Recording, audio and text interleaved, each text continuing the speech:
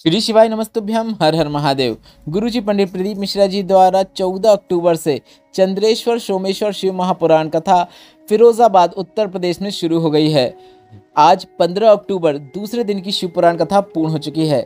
यह 5 दिवसीय शिव महापुराण कथा है जो कि 14 से 18 अक्टूबर तक आस्था और यूट्यूब के माध्यम से दोपहर के 1 बजे से 4 बजे तक देखी जा सकती है। आज की कथा में गुरुजी ने बहुत ही रोचक पत्र पढ़े हैं, कुछ उपाय बताए हैं। साथ ही इसी शिव महापुराण कथा में गुरुजी ने एक ऐसा उपाय बताया है जिसे गुरुजी ने पहले नहीं बताया है। मतलब गुरुजी ने 16 अक्टूबर शरद पूर्णिमा की रात्रि में किए जाने वाले बिल्कुल नए उपाय की जानकारी दी है। उपाय कब करना है, कैसे करना है, उसका क्या लाभ मिलेगा, इसके लिए आप इस वीडियो को अंत तक अवश्य देखें। आज 15 अक्टूबर दूसरे दिन की शिव पुराण कथा में गुरुजी ने कुल 14 उपाय पत्र उपयोगी जानकारियाँ दी हैं। सभी की जानकारी हम आपको इस वीडियो के माध्यम से देंगे। अगर किन्हीं कारणवश आपने आज की कथा नहीं सुन पाई है तो पूरी कथा का रास्ता तो आपको इस छोटे से वीडियो से प्राप्त होने वाला है। बढ़ते हैं आज की कथा की पहली विशेष जानकारी की ओर। कथा का शुरू होते ही गुरुजी ने कहा, मिस्त्री और गुरु एक समान है। मिस्त्री का कार्य है दीवार बनाना, पुल बनाना, छत बनाना। उसी तरह गुरु का भी कार्य है एक मर्यादा की दीवार बना देना जिसके पार आपको नहीं जाना है। आसक्ति, तृष्णा, अहंकार से दूर होकर आपको जीवन यापन करना है और परमात्मा की भक्ति प्राप्त करना है। बढ़ते हैं आज की कथा की दूसरी विशेष जानकारी की ओर। कौशल्या जी ने पत्र लिखा जिसमें उन्होंने लिखा, मैं एक नर्स हूँ। मैं हॉस्पिटल में झाड़ू पोछा का कार्य भी कर देती हूँ। गंदे कपड़ों को भी उठाकर एक जगह पर रख देती हूँ। कई बार मैं सुबह की ड्यूटी करती हूँ, कई बार मैं नाइट की ड्यूटी करती हूँ। ऐसे में मैं एक महीने में सिर्फ 15 बार ही जल चढ़ा पाती हूँ। तो क्या 15 दिन जल चढ़ाने पर महादेव मेरा 1 महीने का जल स्वीकार करेंगे? तो गुरुजी ने कहा, हाँ बिल्कुल करेंगे। आप तो अगर एक दिन भी दिल से, निर्मल भाव से, पूरे विश्वास से भोलेनाथ के शिवलिंग पर जल अर्पित कर रहे हैं, बाकी दिन आप हॉस्पिटल में सेवा भी कर रहे हैं, तो भी उस जल को महादेव स्वीकार करते हैं और आपको उसका फल निश्चित प्राप्त होकर ही रहता है।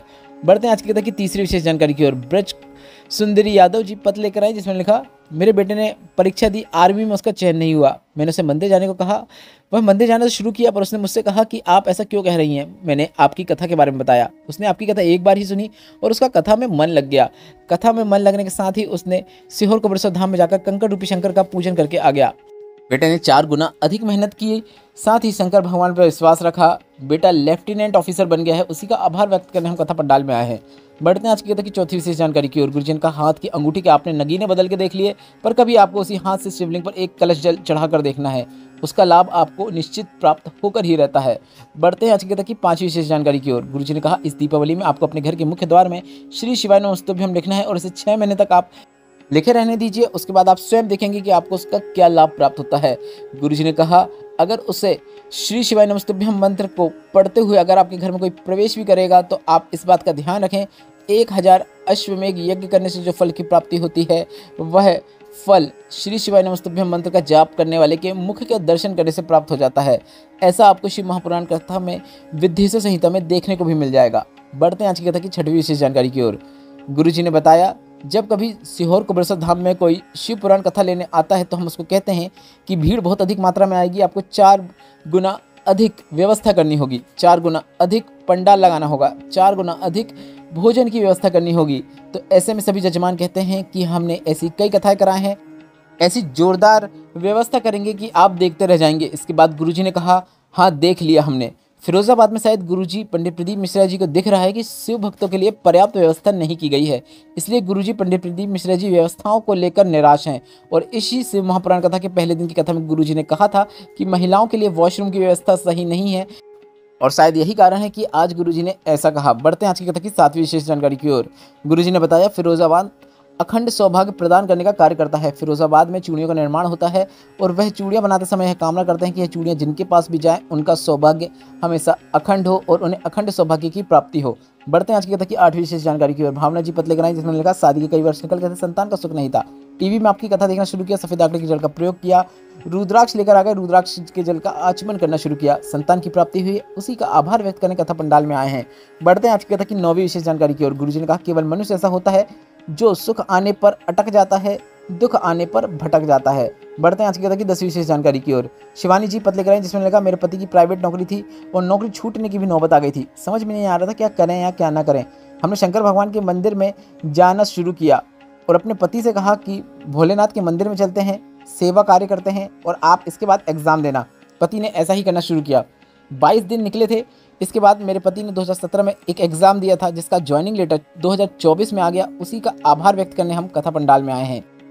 बढ़ते हैं आज की कथा की 11वीं विशेष जानकारी की ओर। गर्गी जी पत्र लेकर आए जिसमें लिखा, मेरे भाई 10 साल से नौकरी के लिए प्रयास कर रहा था, उसकी कहीं पर भी नौकरी नहीं लग रही थी। मेरे भाई हार मान गया था और कह दिया था कि अब मैं कोई भी एग्जाम नहीं भरूंगा। मैंने कहा, सिहोर वाले महाराज कहते हैं 4 गुना अधिक मेहनत करो, शिव पर विश्वास रखो और इसके साथ एग्जाम दो। मेरे भाई ने मेरी बात सुनी और अधिकता में पढ़ाई करने लगा। साथ ही उसने कौशिक की कथा एक दिन पंडाल में बैठकर सुनी।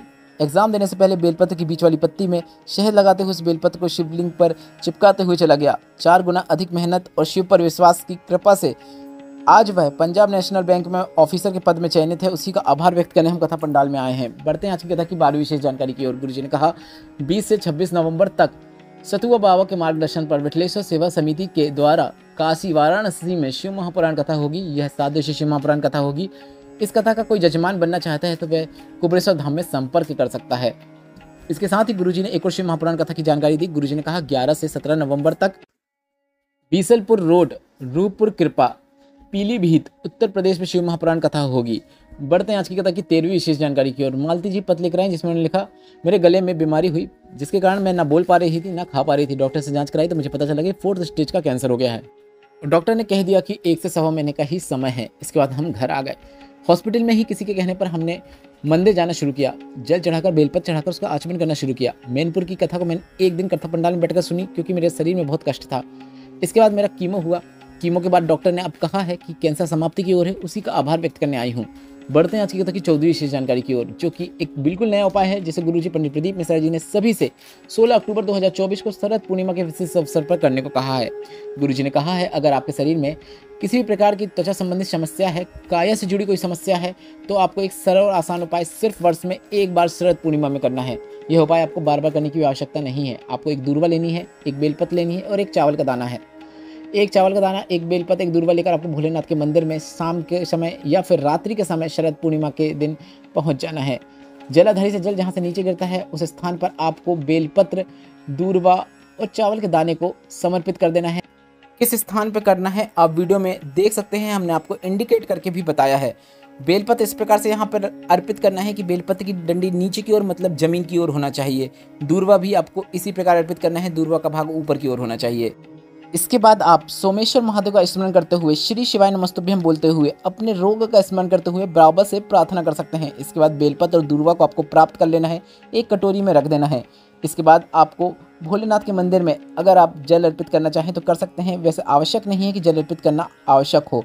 इसके बाद आप अपने घर आ जाएं और दूर्वा को उसी दिन रात्रि के समय मतलब 16 अक्टूबर को ही चबा चबा कर खा लेना है।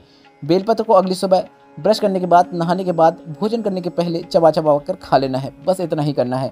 इसके बाद आप 15 दिन बाद जांच कराने जाएं, आपको लाभ जरूर देखने को मिलेगा। आप यह उपाय किसी भी रोग के लिए भी कर सकते हैं, अगर आपके शरीर में कोई अन्य रोग भी है तो।